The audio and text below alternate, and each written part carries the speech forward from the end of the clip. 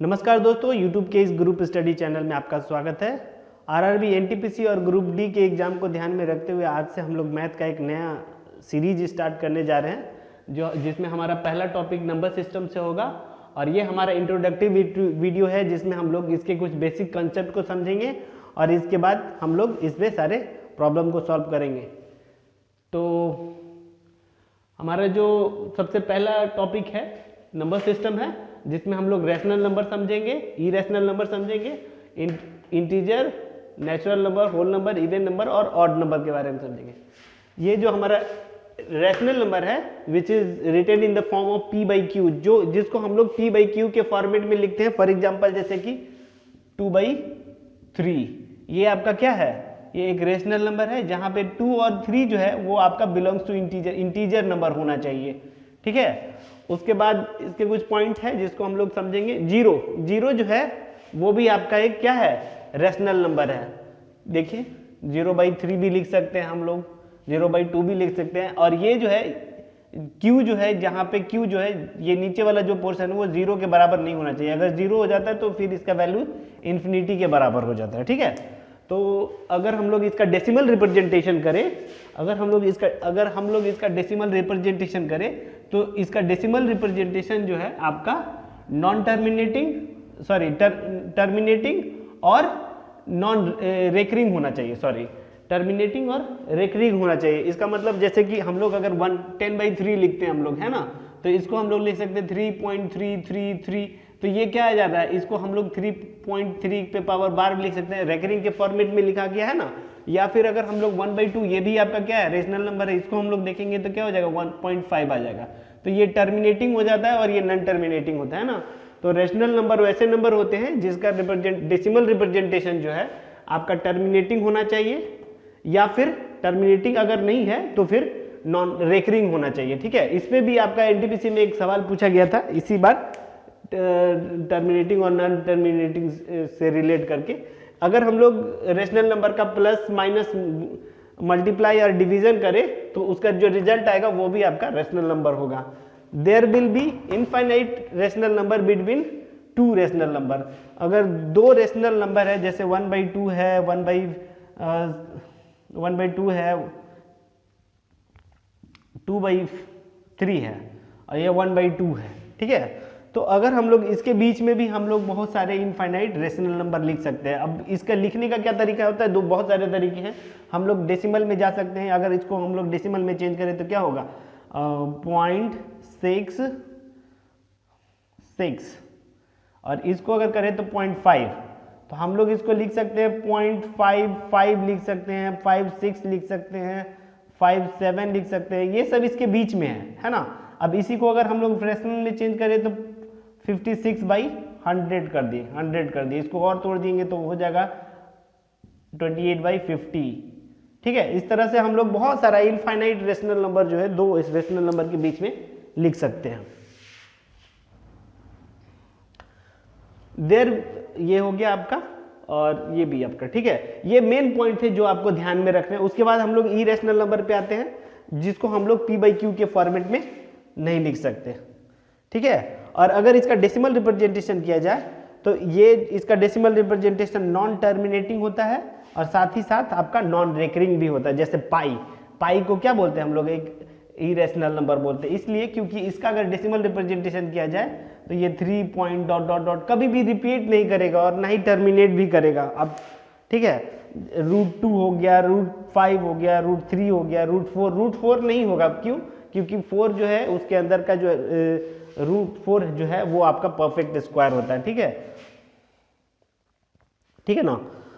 फिर उस जैसे ये देख लीजिए π√3 √5। अगर हम लोग कोई भी 2 इरेशनल नंबर का एडिशन करें, सब्ट्रैक्शन करें, मल्टीप्लिकेशन करें या डिवीजन करें तो कोई ज़रूरी नहीं है कि उसका रिजल्ट जो है इरेशनल नंबर ही हो। If a and b is irrational number, then √ab is lying between a and b। अगर a और b अगर 2 irrational नंबर है तो उसका √ab जो होगा वो उन दोनों के बीच में लाई करेगा। ठीक है, तो ये हमारा रेशनल नंबर हो गया, इरेशनल नंबर हो गया। एक्चुअली इस पे ये जो बात है, ये जो पॉइंट है, इस पॉइंट को उठा करके रेलवे ने इस बार कि आपका एनटीपीसी के एग्जाम में एक सवाल पूछा था कि ये इरेशनल है या नॉट रेशनल है या इरेशनल नंबर, ठीक है। Integer, positive and negative of whole number. Whole number किसको बोलते हैं? Natural number along with zero is called whole number. तो अगर होल नंबर में निगेटिव, जितने भी निगेटिव होल नंबर वाले होल नंबर का निगेटिव या पॉजिटिव कोई भी लेंगे हम लोग, वो आपका इंटीजर कहलाएगा। जीरो इज न्यूट्रल, जीरो भी क्या है? आपका इंटीजर है, ठीक है। इंटीजर कभी भी p/q के फॉर्मेट में नहीं होगा। सिर्फ होल नंबर का मतलब है कंप्लीट नंबर, ठीक है, कंप्लीट नंबर होना चाहिए, ठीक है। जैसे -1/2 this is not an integer, ठीक है, कभी भी फ्रैक्शन में नहीं होगा वो आपका, ठीक है ना। Not divisible, not divided in the form of odd और इवन।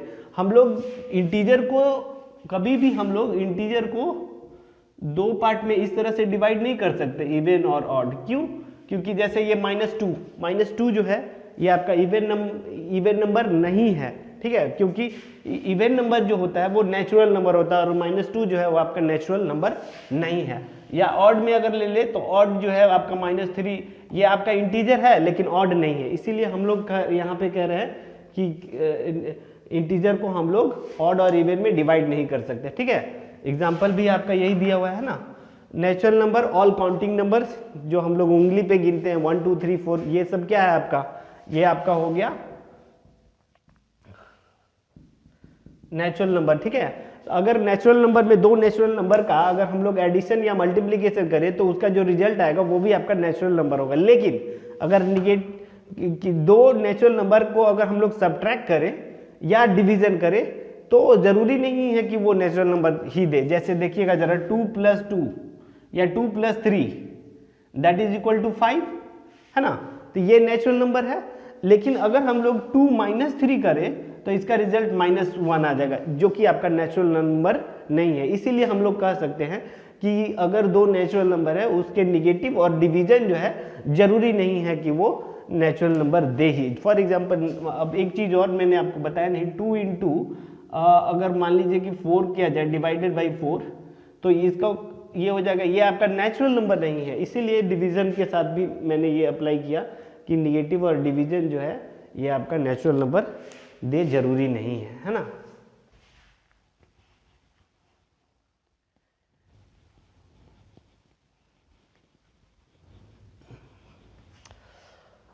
आगे हम लोग होल नंबर पे आएंगे। Natural along with zero, natural number along with zero मतलब कि जितने भी नेचुरल नंबर है या काउंटिंग नंबर है उसमें अगर जीरो को ऐड कर देंगे तो वो आपका होल नंबर कहलाएगा। Even number, natural number divisible, ध्यान दीजिएगा ये पॉइंट बहुत इंपॉर्टेंट है कि इवन नंबर जो होते हैं वो नेचुरल नंबर होते हैं, है ना, निगेटिव वाले नहीं। हम लोग नेचुरल नंबर लेंगे वही जो ऑल काउंटिंग होंगे, है ना, जैसे 2 हो गया और written in the form of p 2n, इसको हम लोग 2n के फॉर्मेट में लिखते हैं ना, 2 और n 2n के फॉर्मेट में लिखते हैं। जब भी आपका अगर इवन नंबर लिखना हो तो हम लोग इसको 2n के format. 2.2 is not a natural number because 2.2 एक नेचुरल नंबर नहीं है, हम लोग काउंट नहीं कर सकते, इसीलिए ये 2.2 जो है एक नेचुरल नंबर नहीं है।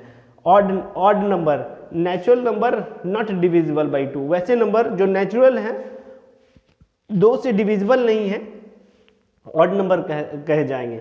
और ऑड नंबर को हम लोग 2n + 1 या 2n - 1 के फॉर्म में लिखते हैं। इसका एक स्क्रीनशॉट ले सकते हैं आप लोग। अब हम लोग थोड़ा प्राइम नंबर के बारे में समझ लेते हैं ना। तो प्राइम नंबर किसको बोलते हैं? वैसे नंबर जो 1 और खुद से डिवाइड होते हैं उनको हम लोग प्राइम नंबर बोलेंगे। 1 आपका प्राइम नंबर नहीं है, वो इसलिए क्योंकि वो जो 1 है वो आपका सिर्फ 1 से डिविजिबल तो होता है और खुद मतलब 1 ही है, दोनों एक ही हो जाता है, इसलिए 1 जो है आपका प्राइम नंबर नहीं है, ठीक है।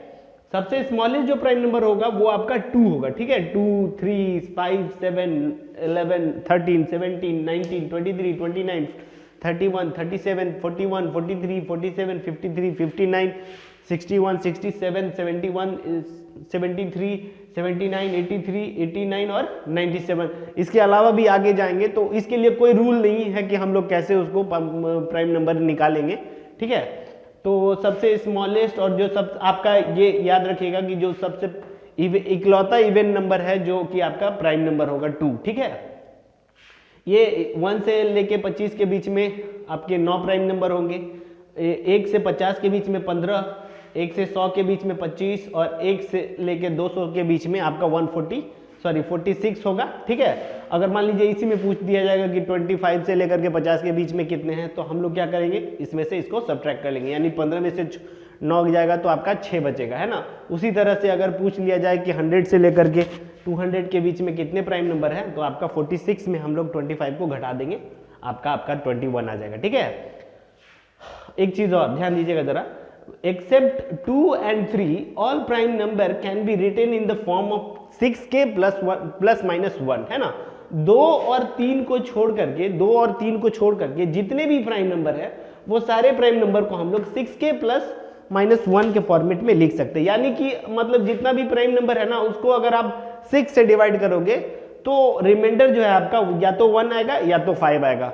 और अगर मान लीजिए कि इसके अलावा कोई आ जाता है तो समझिए कि वो प्राइम नंबर नहीं है। तो वही प्राइम टेस्ट में हम लोग सबसे पहले क्या करते हैं, 6 से डिवाइड करके देखते हैं, है ना। अगर रिमाइंडर 1 आ जाता है या 5 आ जाता है तो हम लोग कह सकते हैं कि हाँ ये प्राइम नंबर हो सकता है। कंफर्म नहीं कर सकते कि हाँ होगा ही, लेकिन 1 और 5 होगा तो प्राइम नंबर हो सकता है। लेकिन इसके अलावा 2, 3, 4 कुछ भी आ जाए तो हम लोग कंफर्म कर सकते हैं नहीं ये प्राइम नंबर नहीं होगा। ठीक है, दूसरा इसके बाद अगर मान लीजिए 1 और 5 आ जाता है तो फिर हम लोग क्या करेंगे कि इसके जस्ट जो परफेक्ट स्क्वायर नंबर होगा उसके स्क्वायर रूट और उसके नीचे के जितने भी प्राइम नंबर हैं उनसे हम लोग क्या करेंगे, डिवाइड करके चेक करेंगे कि हाँ क्या ये इससे डिविजिबल है। अगर डिविजिबल नहीं होगा तो हम लोग कह देंगे कि हाँ ये प्राइम नंबर है, और अगर किसी से डिविजिबल हो जाता है तो हम लोग कह सकते हैं कि नहीं ये प्राइम नंबर नहीं है। फॉर एग्जाम्पल जैसे कि हम लोग ले लेते हैं, आपको एग्जाम्पल में 223 ले लेते हैं, है ना। इसको अगर हम लोग 6 से डिवाइड करें, तो आपका रिमाइंडर कितना आ जाएगा, 6 दूनी 12 6 3 18 180 और बच जाएगा आपका 43, 6 छक 36, 6 7 42 42, तो आ जाएगा रिमाइंडर 1 आ जाएगा, है ना। ठीक है 1, तो रिमाइंडर 1 आ गया, यानी कि हम लोग कह सकते हैं कि हाँ आपका प्राइम नंबर हो सकता है। ठीक है, तो हम लोग इसको कंफर्म नहीं कर सकते कि हाँ ये प्राइम नंबर होगा ही, लेकिन यहाँ पे एक पॉसिबिलिटी बनता है कि हाँ ये प्राइम नंबर हो सकता है। तो फिर हम लोग नेक्स्ट क्या करेंगे, मान लीजिए इसका जस्ट बिगर जो प्राइम नंबर है, सॉरी परफेक्ट स्क्वायर नंबर है वो है 225, है ना। और ये किसका है भाई, तो ये 15 का है ना। 15 से डिवाइड करके देख रहे हैं, ये 15 से तो डिवाइड हो नहीं रहा है, क्यों, क्योंकि इसके लास्ट में 5 है, तो यहाँ पे भी 5 होना चाहिए, है ना। तो नहीं है, इसका मतलब 5 या 0 होना चाहिए, है ना। तो फिर हम लोग क्या करके देखेंगे, इसके नीचे 13 है, 11 है, 7 है, फिर आपका 5 है, 3 है, 2 है, किसी से भी चेक करके देख लीजिए क्या ये डिविजिबल है। 13 से तो 13 दूनी 26, 260, तो 260 में आपका 37 होना चाहिए, 33 39, 13 से भी नहीं है, 11 दूनी 22, 11 से नहीं है, 7 21, 21 1 7 7 दूनी 14 नहीं है, 5 से नहीं है, 3 से 4 3 7 ये भी नहीं है, 2 से भी नहीं है, यानी कि ये क्या है, एक प्राइम नंबर है ना। इस तरह से हम लोग टेस्ट कर सकते हैं कि कोई नंबर प्राइम है या नहीं। ठीक है, आगे देखिएगा जरा,